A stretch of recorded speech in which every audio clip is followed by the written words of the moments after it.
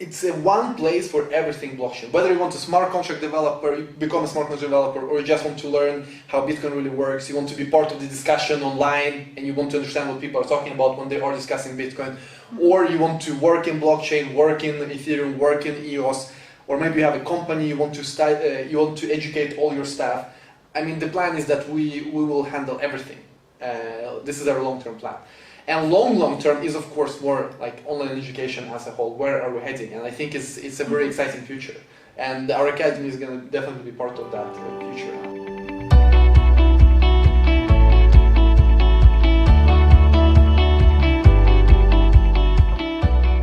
Hello everybody, this time from Stockholm, beautiful Stockholm, summertime. The guys are wearing t-shirts. So we all look the same. Exactly. Yeah, we kind of arranged to be in black, like we're probably mourning like the end of Bitcoin ABC. No, just joking. Some coins are really like no success and all that. But yeah, you laugh a lot because you know a lot of the behind the scenes, right? Right. No, crypto is fantastic. It's always fun. Always, every day, there's some jokes, some memes, some fun things that happen. So it's amazing. So do you think some coins are not meant to exist at all? Oh yes, there are many. But it's impossible to try to talk someone out of it because people are so committed to their investment. So it's sometimes I just feel like I'll leave it alone just for the sake of, I can't convince them anyway. Yeah. But of course, I think there are some coins that shouldn't be there. There are so many coins, right? Yeah, we're probably in black for what? For Ethereum Classic? No, Ethereum Classic is still like a solid project. But yeah, community-wise, I think... Nobody's building. I don't know. Do you know someone who is... I never met. I know people are like very into Cardano, which is the same IOHK, but Ethereum Classic, I think we're probably so, or wearing black for those. Rest in peace. But that's the issue. There are so many platforms for dApps and decentralized applications, smart contracts, but there is a very limited number of developers. Yeah. So if you don't have a community, it doesn't matter if you even have better technology because nobody's gonna build there. Because if a new programmer is going to start, he's going to go where he can get the most help, most tutorials, biggest community, most courses, most books. And right now it's Ethereum. EOS is kind of okay, but the other ones I think are struggling with the community part mostly. I see like a lot of the community comes from the young generation, like not people not my age, like 40 plus, in the crypto space, developing, putting hands on, and a lot also coming from the tech space. So people that came from a technical background. How was, like, tell me you, Filip, first, how was with your story? Like right after university, you got engaged with blockchain. Yeah. Well, actually, I got into blockchain way before that, but I sort of didn't know I was engaged in it because when I was 14, 15, I was very engaged with computer hardware. I love building computers, and I worked all the summer since I was 14 years old, saving up money and building these gaming computers that was just crazy fast, right? But I didn't have anything to do with them because I sucked at games. I lost every game out there when I played with my friends. You burned all the GPUs? Exactly. Really? I had tons of GPUs. I was like, what can I do with my GPUs? And I found this, I hanged around with an online forum. It was a Swedish hardware forum. And they talked about how you could make money with your computer. So I, of course, started mining Bitcoin. It was the only thing around back in 2011.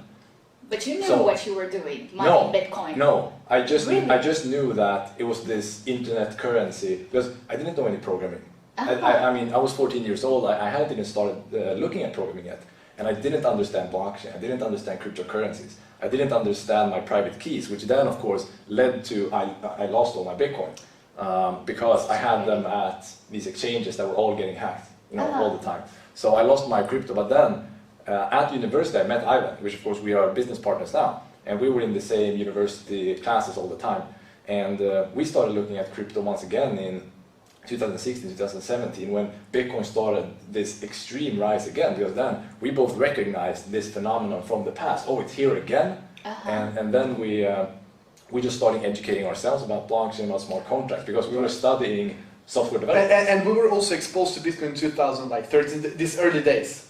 And at that time, I mean, we both found it interesting, but also, I mean, we knew it's going to be significant, it's going to change the world, but we didn't get that much approval from the world because, I mean, Bitcoin was crashing, everything was going to zero, so basically. you guys were super young, like 15, Yeah. like playing with this technology. You didn't even guess that it would become what it is. No, so it was just fun. I mean, we knew somewhere, like, otherwise we wouldn't be spending time on it, that it's going to be big. But it's only like 2015, 16, 17 that really the world and like the markets and everyone starting validating our hypothesis back in the days that this is going to be big. And so that is when we really went all in crypto. It was, everyone thought you were crazy before that happened. I mean, no one was thinking that this crazy internet money could be anything. So it was really by that time in 2016, 2017 that everything just blew up and people, start calling you and they start emailing you about this crazy thing. But for most people, then it's already too late. Yeah. So how did you feel? Like probably the seniors, the teachers of the university, they were not looking at the technology that you guys were looking, right? No. Back in the day. You guys were probably the most distracted people in the classroom and just talking about some sort of things that only... But in university it doesn't matter, that's the thing. the professor doesn't even care if you're there or if you're not there, it's not high school, so you do whatever.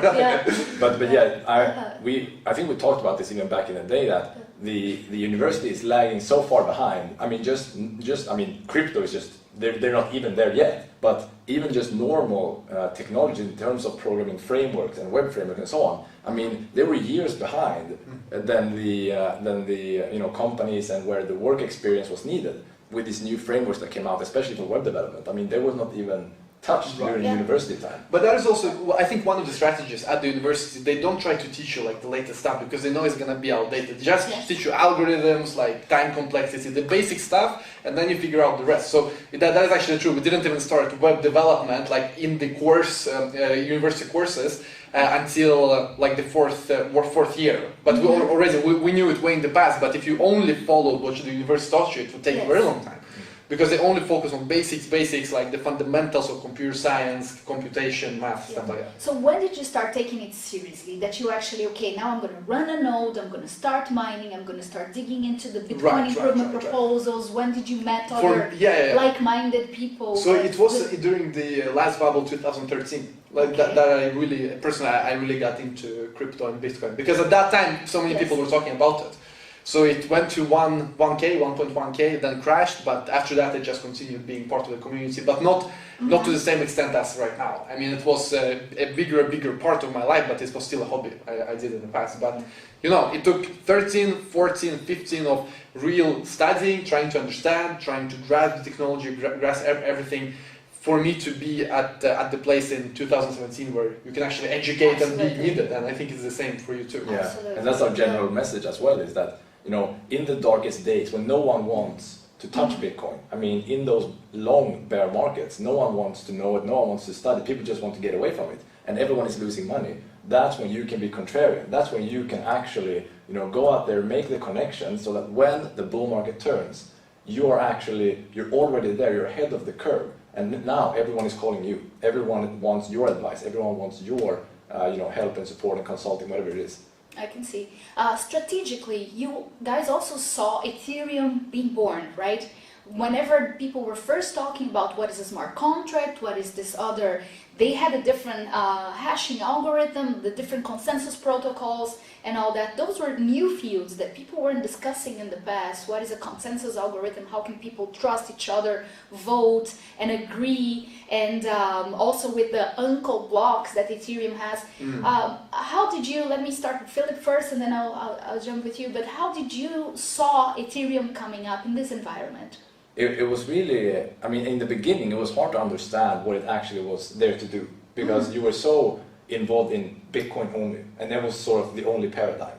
But then more and more people started, with the colored coins movement and all of that, that later on became Ethereum, that we can do so much more with blockchain. And I think that my main question then was, what are we going to use it for? I mean, that was the interesting part, right?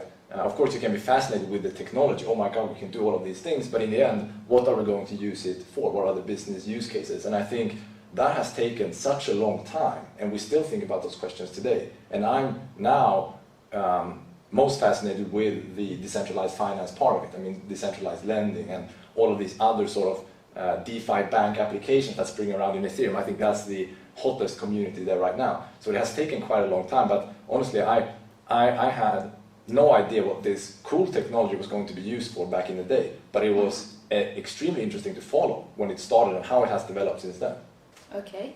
And did you mine Ethereum back in the day? I didn't. I didn't. No. Because if you were in Bitcoin community back then, Ethereum was a scam. Like it wasn't something. Now it's easy to see how big it is. Okay. But in the beginning, it was very easy to say like it's not gonna be anything. Mm-hmm. And then you saw it grow, and then other coins. The whole altcoin boom happened after that.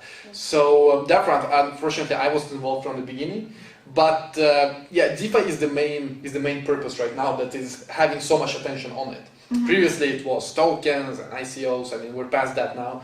Right now, the DeFi is the biggest one that we feel is interesting. And we're going to see how it delivers. I mean, you have MakerDAO, you have Compound protocol. You will also soon have atomic loans. It's both Ethereum and Bitcoin, and it's basically cross-chain lending. Okay, explain that to the audience. What is an atomic loan? Atomic loan, basically on a high level, it's that, atomic swap is that you switch two cryptocurrencies with each other without intermediaries. Atomic loan is basically lending cross chains without intermediaries. So basically getting interest on your holdings. It's a very complicated issue that they are still solving. And we do see early projects such as, for example, a Compound protocol. But Compound is only on Ethereum right now, while Atomic loans are trying to take it cross-chain. And it's still under development. But I think it is a natural future that lending will be a protocol. It will be like HTTPs for information. There will be lending protocols on the internet where you can get interest on your funds or get a loan. So this is one of the biggest frontiers that we're looking at. No, definitely this technology is evolving a lot. Nobody would talk about a stable coin in the past or decentralized exchange in the past. And today those are needs. You cannot rely on the third party. It's almost like everything that we can do to absolutely avoid the third party in all kinds of senses, right? So that autonomy of trust that you are responsible for whatever you do or you hold or whatever you code or put it in the contract. I see now the emergence of MakerDAO and all this kind of almost like a decentralized central bank. Do you guys think that's really going to be the future? That people are like 10, 15 years from now rely on a protocol to control the interest rates and the supply and demand of currency can be programmed? I definitely think that currency will move away from the state. It's like we talked today on the stream about the fact that more and more countries are trying to look at other alternatives than the US dollar for international trade because they feel that the US with current policies, they're weaponizing the dollar. But at the same time, if everyone goes back to trading in their own currency, it will become pretty messy. If you're an international business, now you need to handle 100 different currencies and keep track of exchange rates and currency risks, stuff like that. So we do need to have an international currency, but without it being tied to a state and where a state has some kind of privilege over everyone else, all other states, which we do have right now. So in that sense, whether it is MakerDAO or whether maybe it's just Bitcoin that is going to be this global standard, it will be algorithmic money. And what speaks for MakerDAO is that it's stable. I mean, people love stable. Look at Tether. Everyone's using Tether in China and Russia. They don't care that it's not backed. They just need it stable. But it's a lack of education because obviously you have so much trust in Tether. So I do think that MakerDAO and especially their DAI coin has so much to offer. And also they become so powerful. I mean, in many cases, I don't know if you've noticed, MakerDAO is more powerful than Vitalik. Because just imagine this. Really? Yes. Imagine this. Let's imagine they have a disagreement. Where are they gonna fork? Like Vitalik says, we're gonna fork here. MakerDAO says, no, we're gonna fork here. All the DeFi is gonna be in some way connected to MakerDAO. Look at Compound, they're relying on MakerDAO, and everyone else now trying to build DeFi in one way or another. They're using DAI, they're using MakerDAO. So if MakerDAO is to say, you know what, Vitalik, we're not gonna point our oracle in your chain. We're gonna point it in this other chain. Suddenly, all DeFi stops working on Vitalik's chain. I think this debate is quite the power, like the DeFi. The power is so big and it's becoming bigger that I think it's gonna be a run for Vitalik's influence. I hear that. Yeah, I mean, stablecoins are interesting, but it's still the fact that stablecoins are tied to the dollar, and that works right now because people still want the dollar in Hong Kong and in other places, right? But maybe with the developments that we're seeing, people won't, that won't be a good stable coin for long. I mean, I'm mostly worried about, you know, all the national debt in the US with the negative interest, and where we have the, you know, the Hong Kong protests. We see a lot of instability in many parts of the world when it comes to their currency. We have in South America as well. We have capital controls. I just think that people don't want the risk of leaving their funds with a third party that can become corrupt. I mean, I think a lot of people would rather place parts of their money into this crazy internet money than to have the risk of them not having their freedom, or them having, you know, capital controls imposed on them by this corrupt third party. I think there is a real interest that people want to move to a currency that is more free, but, you know, it can be more risky, but they just want to get away from this crazy system that people see will collapse in and of itself. Yeah. No, I see a lot of the discussions in the stable coin to the fact that, yeah, people still think like $1, everybody in the world knows how much a dollar is worth. But in the end, you're giving so much power to the US dollar. Why the US dollar has to be the reference and not a basket of coins? From Latin American experience, Brazil had its currency pegged to the dollar at some point in their economy. Argentina had that as well. And when you artificially say that your currency, let's say at the time was 1 Brazilian real, was worth $1 back on very good days, now it's worth, like, devaluated so much, like now it's almost 4 to 1. So in Argentina they did the same. And you, in the real world, in the real economy, at a certain point, you lose that peg. You have to let prices fluctuate again. So I agree that volatility was a big issue back in crypto in the day. Like, depending on the second that you were talking about, the Bitcoin could be complete different values in different exchanges, and same for Ethereum and other currencies. So a lot of arbitrage happened. But on the other hand, I don't think that we should peg everything with one currency. Right. And if we're going to look for stability, we should look at probably the Swiss franc, the euro, the British pound, the Hong Kong dollar, Singapore dollar. Let's put all those baskets together and say, but it's also interesting. Sometimes I have people watching the channel and they're completely new to crypto. They don't even know what a stable coin is. True. So then I explain to them, but it's like always $1 and stuff like that. And they're like, but if the dollar loses value, stable coin will hold value because it's stable. But no, it will go down with the dollar. But it's not stable. Like, I want to have stable. Everything is relative. It's programmed to be stable, but in the real world, things still happen, right? So you still have 5 stable things to buy the bus, but then now you need 8 stable coins to buy the bus. So in the real economies, I think the prices are still going to fluctuate depending on supply and demand. But I agree with what you are saying, and the danger with having one global currency is that power corrupts. I mean, as soon as you have that power of everything being priced in your currency, you can do like the US has been doing. They can bring in as much debt as they want, because they know that everyone will keep buying their currency until a point, right? It will come to a point where people will lose trust in that because they just borrow too much. And that's, I think, what many cryptocurrencies and Bitcoin has understood, that we can't have this central leadership because it will become corrupt. As soon as Bitcoin gets big, if we have anyone that can be in central control, it will become corrupt, because power always corrupts. And that's the most important, you know, ideological thing that I like in crypto. That really is a central part of the cryptocurrency space, and why I like being in this space so much, because people have this ideological motivation to, you know, do what they do. No, definitely. I think it's really worth the discussion. Like, never the humanity trusted so much that I really remember in the Lehman Brothers crisis, trillions of dollars were issued to save the banks.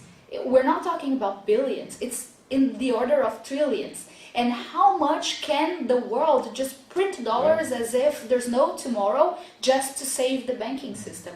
So I think that was the most important use case that made Bitcoin emerge. And today I don't think we should go to that back, like to just having one currency above all, because people trust the dollar. They trust the American Central Bank, and the American Central Bank can just print as much money as they wish. And in the end, you generate like... And it's education, because I mean, most people don't talk the way we do. They just want to sell something, they want to get paid, that's it, next customer. Yeah. And therefore, unfortunately, we do see, for example, Tether stealing a lot of utility from Bitcoin. I don't know if you read, but statistically, in China, I mean, Tether is so popular. And they trade, they go to Russia, they work in Russia, they send money back to China because their biggest problem is capital control. And then secondly, I mean, they're not thinking that far, but I mean, they need to be in the second stage now, also be thinking what we just discussed with the one currency, control, printing money, all of that. But unfortunately, it's not enough talk about it on the streets. It's just, but I mean, the good thing is that at least they understand that there is an alternative to the financial infrastructure. There is now stable coins. Yeah. But the next step is, okay, to talk what we just discussed and bring it to the masses. Let me ask you both, as both Swedish citizens that have been here and seen like the emergence of probably one of the first digital currencies. I cannot say it's a cryptocurrency. It is a digital currency controlled by the central bank. How do you view the emergence of e-krona? Do you think a country needs the blockchain to have its currency out there? Is the level of transparency and protection of Probably not going to be blockchain though. They have some proposals. People try to make it blockchain. We know Christian Ander, the guy who started one of the first Bitcoin exchanges in Europe. He's Swedish. He tried to make it like a blockchain, but at the end of the day, probably it will not be a blockchain because it's basically just digital cash. Yeah. That now you don't need to have a bank account. You just open up your state bank app, a central bank app. Still, you're still going to have like a committee to control the interest rates. It's not going to be a protocol that will say go up or down based on definitely. And this is still it's in the very early stages. They are thinking about this idea because they do have a problem in Sweden because we were very we get rid of cash. We don't have lots of cash, and people don't accept cash generally. You have to pay with cards in most places. And this including the bathroom. If you need to go to the bathroom in Sweden and you need a 10 kronor coin to unlock the door, they still have an iPad and you can pay credit card for 10 kronor. People don't want your cash. Seriously, and that's a problem for the central bank because they are no longer in control of the capital that is flowing around in society, because now when you're using digital cash with your card, you are using the money from the banks, not the central banks, the private banks. They are responsible, together with Visa, MasterCard, for the distribution of that cash. And if you're not a customer with any of those 4 or 5 banks that distribute these cards, then you can't spend money anywhere. I mean, everyone can have cash, but if no one accepts cash, then it's worthless. So the central bank has a duty to its citizens that everyone should be able to use the Swedish krona. And therefore they say, okay, maybe we need to go into the digital space so that we can provide a digital currency where you don't have to apply to use it. I mean, everyone can use it. Because today, if you are a person that apply to a bank to get a credit card and they just say no, they can do that, right? Yes, the bank has the control to deny. And if you go to every bank and they deny you in every bank, then you're completely out of the financial world in Sweden because no one wants cash. So it's very, very dangerous, and that is what the central bank is seeing, but they would still want control, full control. They are not trying to solve the problem of that we in the crypto space see. They're not trying to solve the problem of central control or interest rates. No, banking for the unbanked. Today, if you try to open an account for a Venezuelan citizen, I tried for 6 months and it was a no-go. And anywhere in the world, you just cannot open for Venezuelan clients. The same happens for Iran or Lebanon, or so countries that are just completely blacklisted globally. It doesn't mean that everybody that is born or a citizen of a country like that is a criminal and cannot have access to money. So I think the use case of cryptocurrency, whether they say it's money laundering, I doubt. They're genuine people that are living in those societies and they need to have access to cash. Yeah, definitely. Land registration, do you think now it's the substitution for lawyers and auditing companies now? Can you put the whole land in the blockchain? Do you think that's a good use case? It's one of these things that have been discussed so much, but at the same time we haven't seen light. Blockchain is this word that has in a way lost a lot of meaning because many companies use it for different things. And so when people talk about land registration, they sometimes mention Sweden and the projects that are happening here. but at the end of the day, it's not the blockchain in the traditional sense. For example, Bitcoin blockchain, it's more of a database. Yeah. Probably maybe it's gonna have some different permissions, some different access control, but at the end of the day, it's not the blockchain like we speak in traditional sense. It's not gonna be on Ethereum or EOS or some other open blockchain. So in that sense, I mean, that is also one of these things that is still in the beta phases. They're still developing it. It's still not something that we can use. I mean, we haven't tried it. Yeah. Nobody has tried it live yet. But it's one of these projects that people usually speak about. And it's in sort of a pilot status. Pilot. They're trying it out in Sweden, and I think that they did try a blockchain solution. But as you say, it's not like a decentralized or censorship-resistant blockchain. So the blockchain might be used there in order to make the system more efficient, to tie more people together, and that might be true. But it's not that it's a use case that is exclusive for blockchain. And then if they can make land registry mode more digital, amazing. Like if I can sell my house without actually doing physical papers, I just go through my mobile phone and somehow we can switch ownership, or maybe we can do rentals via mobile. If you lose the private key of your home, right? Exactly, but that's not going to be a private. It's going to be like central database. So I'm just saying that if they can just digitalize, it's still centralized. Maybe they can use blockchain as a marketing term somehow for the backend, but people will not have their own private keys. They will have like normal ID solutions like you do in the bank. But still, if they can make this whole space more digital, amazing. I like it. And then if they need to go to the government and say, hey, you gotta use blockchain, and the government is more likely to digitalize because they use the word blockchain, okay, use it, just digitalize. Yeah. Now let's go back to the cool topics, because a lot of things is just digital record, it's not blockchain. Yes. So much people misconcept this word, right? So we talk about Bitcoin back in the days. You guys were again playing with the gaming industry, then the emergence of Ethereum. We spoke about stable coins. Let's talk about EOS now, because I saw when EOS was the first, it was governance, the big topic at the time last year. How are we going to have autonomy? It's not just one person or two developers that are going to take control of the whole network. So the 21 block producers getting voting, starting the mainnet. You were live when it happened. Yeah, exactly. What excited you guys to take a look at EOS? Was it the hype, or there is serious I mean, the technology? community was very exciting. I mean, I really like the community. Still, the community is very good. We know people who work on EOS in Sweden. One of the block producers here in Sweden. I mean, I follow Dan as well for his work with Steemit and BitShares, and he's good at launching successful projects. So we look at his track record; it's all been very good.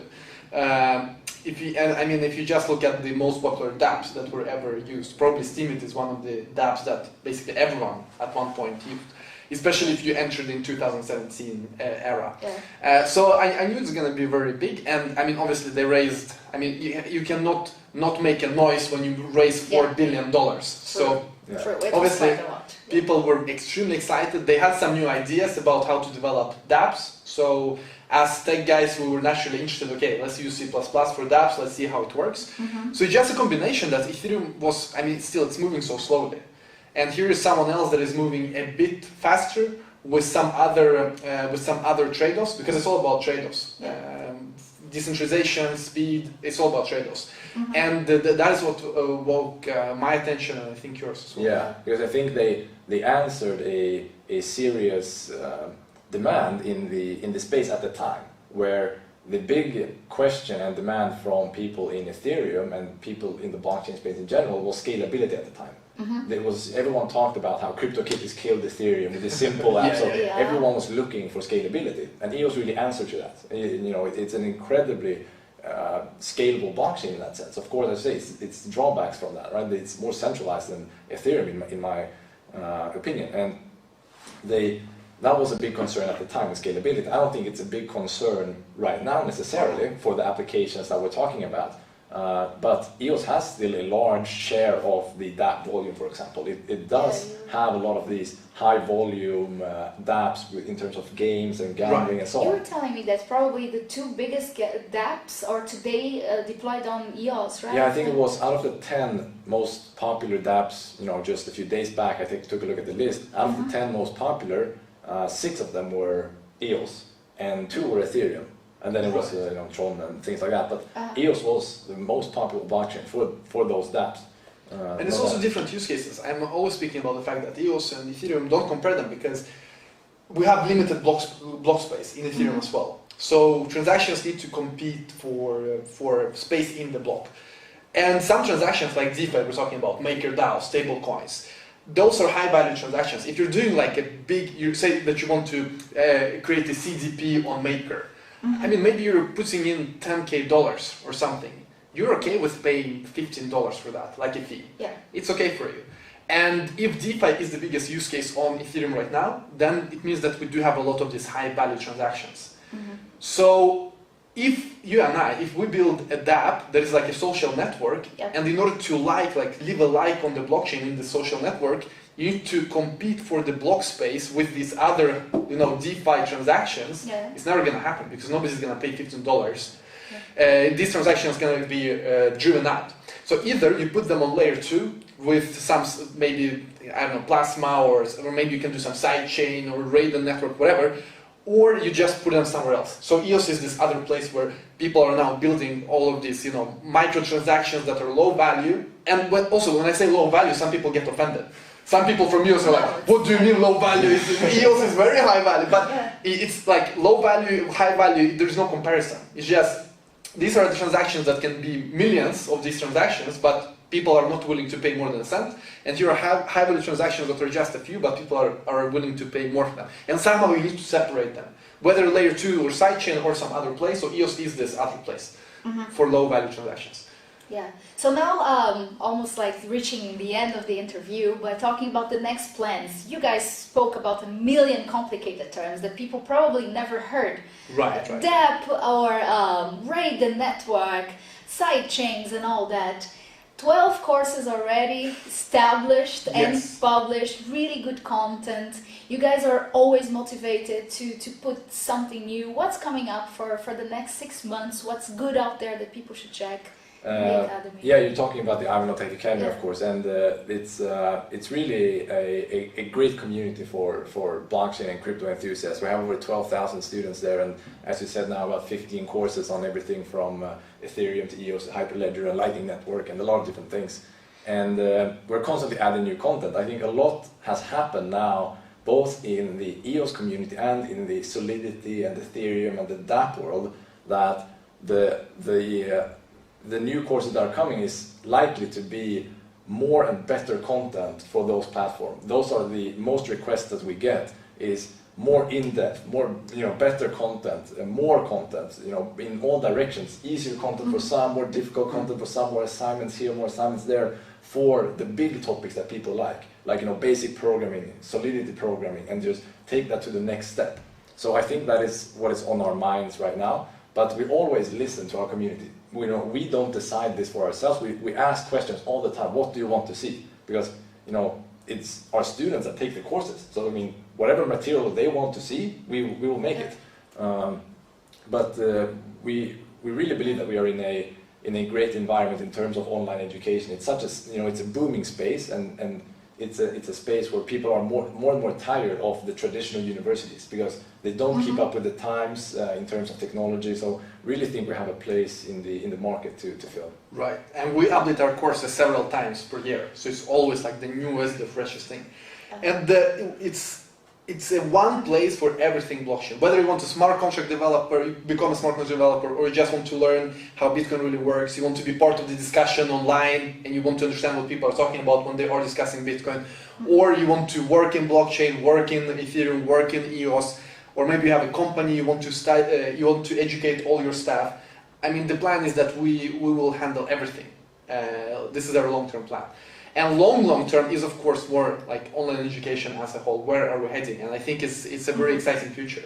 And our academy is going to definitely be part of that future. I bet the community has always very positive feedback because you guys deliver very good content constantly. It is like very well produced, the course. It's not just you're just gonna ramble about Lightning Network, for example, just because it's a cool topic. But no, I bet you guys have a lot of from the beginner that never heard about to how to download the SDK packages and play with the technology and interact with it. I say play, but it's still some sort of interaction that you need to do first to become like a pro in blockchain. Yeah. For the We'll make sure to hook up your audience with a good discount so they can try it out if they want Oh, really? to. Yeah. That's, so you can check out the link in the description, Yeah. I guess.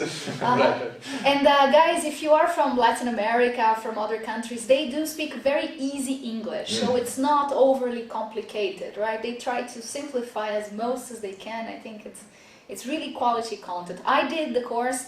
I did back when it was the first course that they launched. Very high value added, I can say. They go from the basics of HTML to learning everything from JavaScript, C++ before you can interact with the technologies. But let's say if you want to jump or skip and just go straight to Solidity, you can also go there. Now with EOS, so regardless of how, I think it's nice, just start, take a look. How do they find you guys? Well, I think on YouTube you find Ivan. Ivan on Tech on YouTube. Ivan on Tech on YouTube, and me, I have a channel as well, Filip Martinsson. It's hard to spell, but you can find it on YouTube. Maybe you can link it, but that's where we hang out. And then, of course, I spend most of my time in the academy with our community there. That is where I like to hang out. Awesome. So it's IvanOnTech.com. IvanOnTech.com. Yes. Very nice. Yes. Thank you very much for the interview. No, it was great. It was great having you guys. And it's just the two of you guys? In the academy? Yeah. In teaching it's us. We have a team, that does, things. Upload courses, write materials. So there's a lot of things that we did in the past ourselves that we now try to bring in other people. Because we want to focus on the education and the community and being there with them and producing new materials. So everything that we can sort of, in terms of developing our website, we hire someone to do that and to upload courses and to do sort of this administrative work. We have other people doing, but we hope to be able to bring on more creators in the future, because obviously we want to expand also beyond our knowledge as well, because there are other experts out there that could perhaps teach about their favorite subject and so on. We can bring those in. We're looking at that. Yeah. Nice. So we already kind of finished the interview. Okay, perfect. I didn't know. Yeah, perfect. so I'm just, is there any topic that I forgot to ask or you would like to talk more, discuss more? No, I think it was great. It's so toxic. Yeah. Awesome. No, it was good. It was relaxed. Very good. Great.